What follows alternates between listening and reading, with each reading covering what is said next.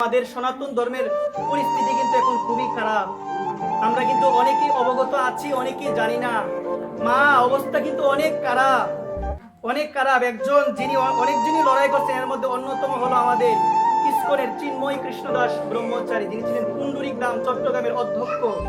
তাকে কিন্তু গ্রেফতার করে নিয়েছে। মা, একটু ধ্যান দাও। সে লড়াই করছে।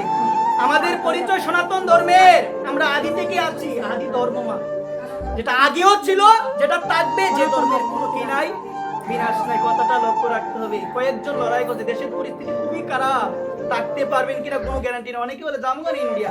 মা, জন্ম হয়েছে বাংলাদেশে, ইন্ডিয়া এত সহজ নয় মা, এত সহজ নয়। কথাগুলো বুঝতে হবে, লড়াই করতে হবে। দেখো মা, আমাদের উপর এত অত্যাচার, কিন্তু মনে রাখবে একজন আমাদের সাথে আছে। তিনি কে মা? যদিও সাময়িক পরীক্ষা হচ্ছে, ভগবান তো আছে। এই যে তাকে গ্রেফতার করা হয়েছে, কোনো কিছু হবে না। কেন হবে না? কেন হবে না? মনে রাখতে হবে। দেখবেন কারাগারের বই দেখাই না, এখন কিন্তু কারাগারের বই দেখানো হচ্ছে। এই যে আমাদের আরাধ্য কে? আমাদের আরাধ্য কে? ভগবান। ভগবানের জন্ম কোথায় হয়েছিল? কারাগারে। কিন্তু আমাদের কিসের বই দেখায়?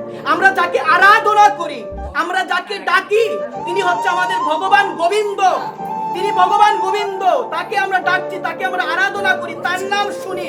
কিন্তু আমাদের ভয় দেখানো হচ্ছে কিসের? কারাগারে। কিন্তু মনে রাখবেন, যে ভগবানকে আমরা ডাকি, যে ভগবানের নাম করি, যে ভগবানের কথা শুনছি, যে ভগবানের চরণে আত্মসমর্পণ করেছি, সেই ভগবানের জন্মটাই হয়েছে কারাগারে। তার মানে কারাগারের আমাদের কোনো ভয় না। একবার প্রেম, কারাগারের কোনো ভয় নাই। কারণ ভগবান অনাদিরাদি গোবিন্দ দাপর যুগে যখন অবতীর্ণ হয়েছিল, তার জন্মটা হয়েছিল কারাগারে। তার মানে মা, আমাদের কারাগারের কোনো ভয় আছে কি?